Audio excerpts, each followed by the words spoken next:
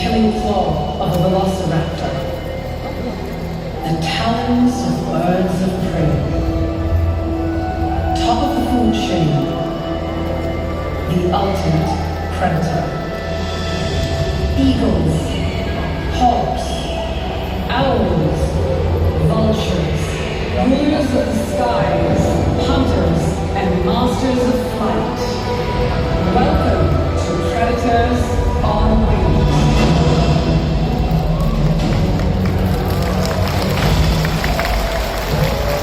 Now there, hi! Hi everyone! A very good morning, ladies and gentlemen, boys and girls. So, how is everyone feeling today? Are you feeling good? Oh, nice to hear. Now, by the way, my name is Jamaica and I am a Raptor Ranger. So my teammates Daria and I, we are passionate about understanding and protecting birds of prey. So we conduct rescue and release efforts. We also help to take care of the birds here. And today we are going to introduce to you some of our favorite predators on wings. So with that said, ladies and gentlemen, if you are ready, keep your eyes wide open. Let's welcome Susie, our American bald eagle. Now Susie here is a female, and all female raptors are larger and heavier than the males. Here she comes, beautiful landing. So Susie has been with us for more than 25 years. Now her sharp beak and talons makes her an unmatched huntress. And Susie here weighs 4.7 kilograms. When she's flying at high speed, she's able to lift off an entire prey that weighs up to 4 kilograms, which is almost her entire body weight. Well, that's very impressive. Now, here's another fun fact about bald eagles is that they build really huge nests. Right, the nest can go up to 10 feet wide. And if you're wondering how big that is, now take a look at this thumb. You stretch it all the way here. This is how big it is. It can even go up to 20 feet tall. That's about 4 times my height. Very big nest, right, Aria? A very big nest for a very big bird. You know what, everyone? I think Susie here has done a wonderful job. Time for her to head back home. A big hand for Susie, everyone, America's bald eagle.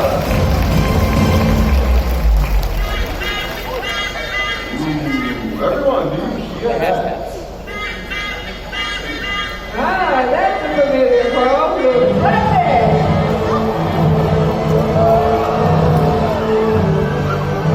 Let's now set our white-bellied sea eagle. White-bellied sea eagles are the largest predator chicken spots in Singapore.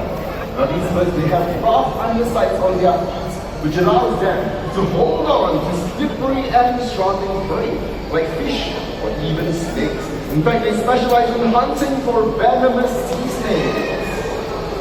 Alright, so here with me, I have a replica of a venomous sea snake.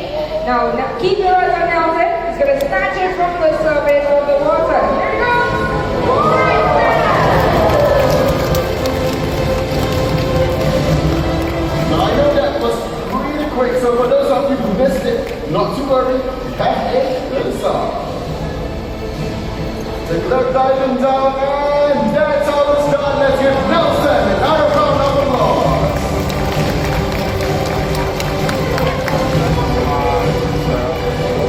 And that's why, everyone, the white-bellied sea eagle is actually my favorite predator spot in Singapore.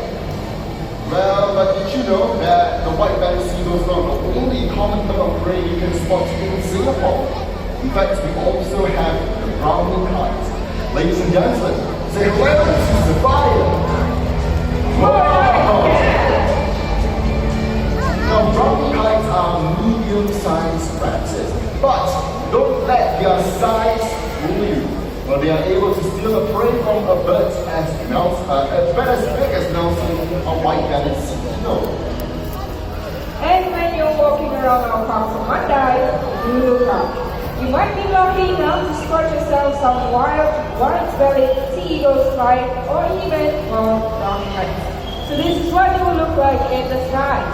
The one on the right would be the white-bellied sea eagles, and the one on the left, the brown kites. So it's very easy to spot the differences between these two birds. First would be their size, and then their coloration, last but not least, the shape of their wings. So white-bellied sea eagles, when they are flying, they have a V-shaped wing with a wedge-shaped tail. Now the brown kites, on the other hand, they have M-shaped wings with a U-shaped tail. And of course, they are lots more brownish in color. Well, that's why it's very excited to head back home. Oh, it's all the way back to your trainer. And nicely done. Let's give it up for Sophia.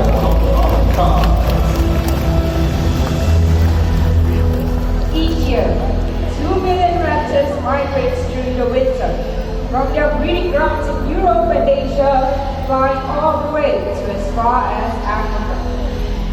It is a perilous journey, and thousands never make it to their destination.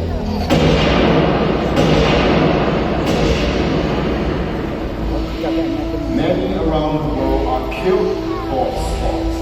So we will need your help to save and protect our birds, or soon our skies will be empty.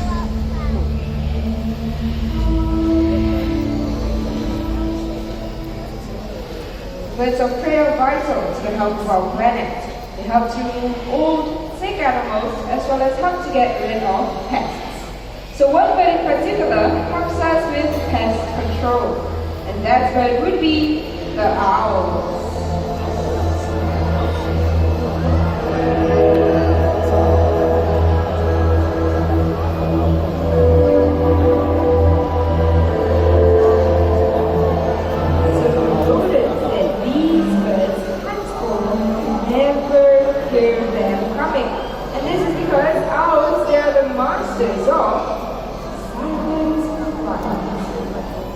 Joining us up here, we have Latin and Maya, our Malay fish owl, another local species. The owls are capable of silent flight because they have soft edges at the tip of their feathers, and that helps to alter air turbulence and even absorb noise, making their flight as quiet as whisper. Not only that, they also have excellent eyesight. In fact, owls have binocular vision just like us humans. Yes, and the colors of their eyes actually tells us when they like to hunt. So owls with yellow eyes, they tend to hunt during the day. Those with orange eyes, they like to hunt during sunrise and sunset. Last but not least, owls with black eyes, they tend to hunt usually at night. Now with that everyone, let's give our lovely owls, Latin and Maya, a warm round of applause. Thanks for joining us up here, guys.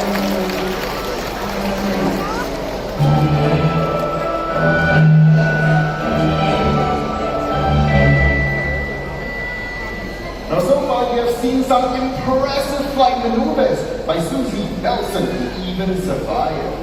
But what if I told you that some birds of prey prefer to take a stroll on the forest ground instead of flying?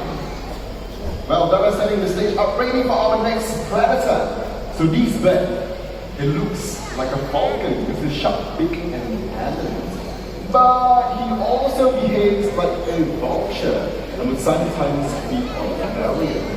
So ladies and gentlemen, boys and girls, from the South and Central America, let's welcome brown owl south-breasted Caracara. Raoul, there he is.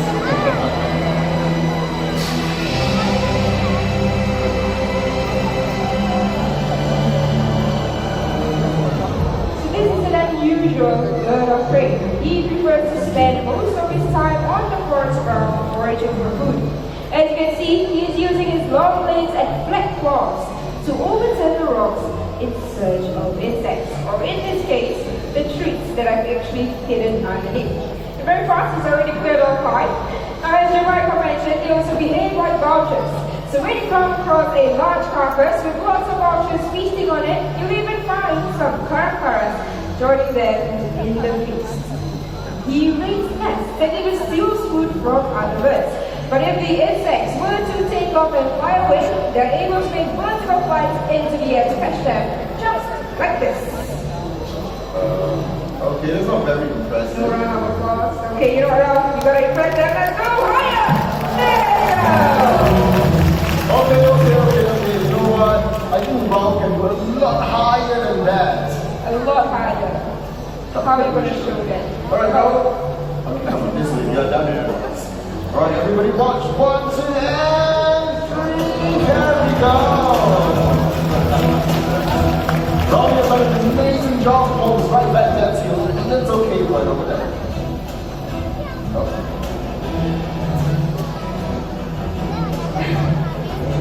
You know what? He's not satisfied with the applause he's gotten. Give him another big hand!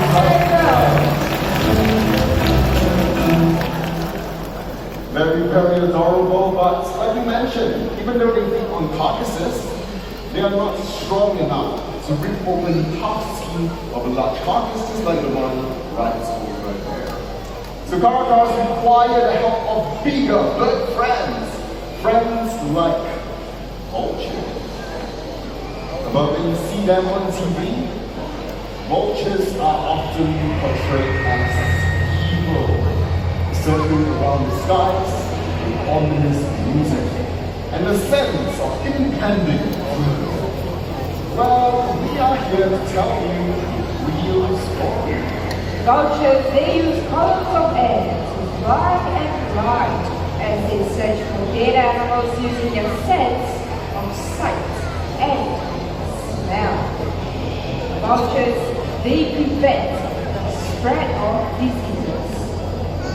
Ladies and gentlemen, without further ado, let's welcome Zena, our turkey vulture!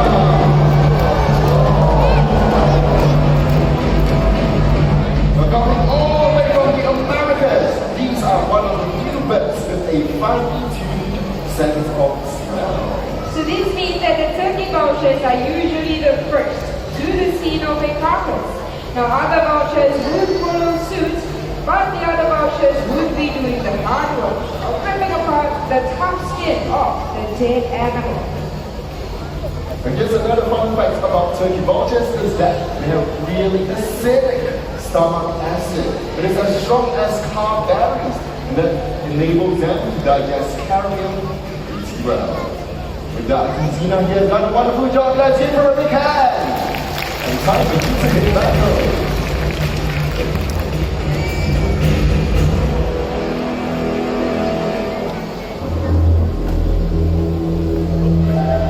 Now, the next scavenger is also from the Americas.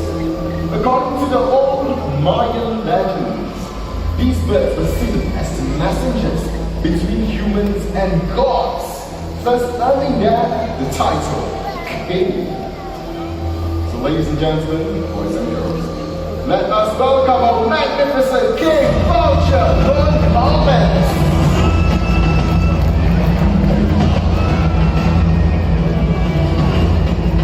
These are one of the only birds with multicolored heads and light-colored eyes. Soaring at over 8,000 feet in altitude, the king vulture reigns over other vultures in the skies. And when they descend upon a carcass, other vultures would make way for the king to join the feast. Well, the feast only truly begins when the king arrives, because they have sharp, short, and strong beaks in order to pull apart and turn over medium-sized carcasses. And that is something that smaller vultures with weaker and narrower beaks cannot do. That's right. So in order for the other vultures to get to the meat inside, they would need the ripper. They would need front harvest. And that's why these birds have earned the title King Vulture. Let's give him a big hand, everyone.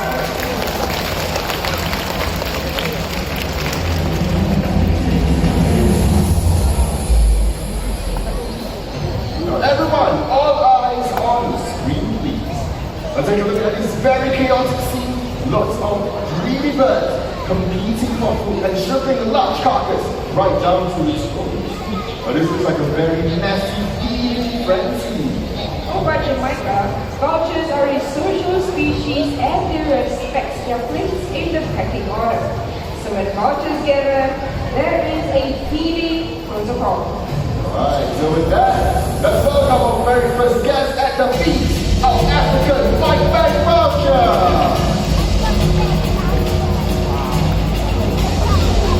Now these are the middleweights that feed on the flesh and organs of the animal. They are social and yet very aggressive eaters. About a group of 100 African whiteback vultures are capable of stripping down a large carcass right down to its bones in less than 5 minutes. The ones might be found in Africa, they are now critically endangered. So moving on to the next part, which is the height and the ligaments of the animal. Enter our Sumerian vulture, the heavyweight from Europe. This bird is usually solitary, except for when it comes to mating and having chicks. So they prefer to feed in smaller groups. Oh no, right back there, he has large gripping feet, a sharp talent, and a good wing to tear apart the top skin of the carcass and eat chunks of flesh. Very aggressive feeders, as you can see under there. We have 2 more that's joining us on stage, so everyone, look right up there.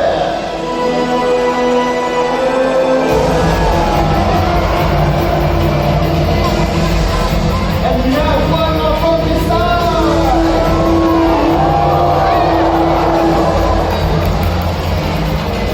Everyone meets American folks from Africa.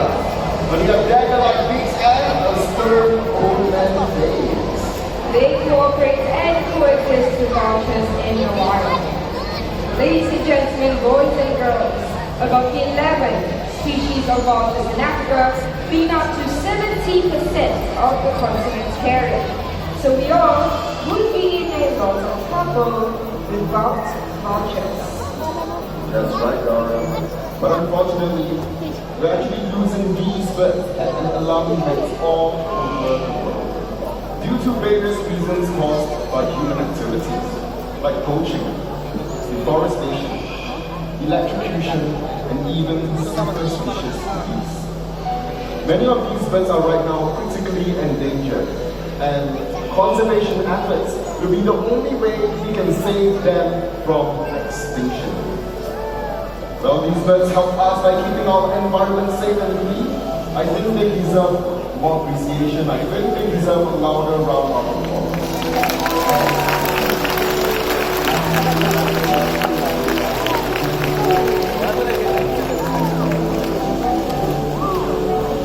Today you've met raptors and scavengers, these kings of the skies and the walkers of our earth.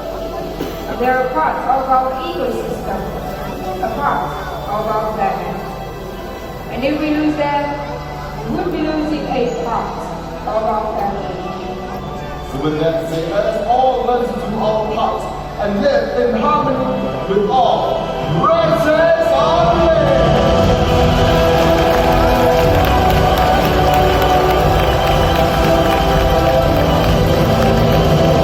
Thank you very much for joining us here this morning. If you'd like to learn more about parrots, toucans, pelicans, or flamingos, do it back here in the Sky and Theater at 12:30 p.m. for the Wings of the World presentation.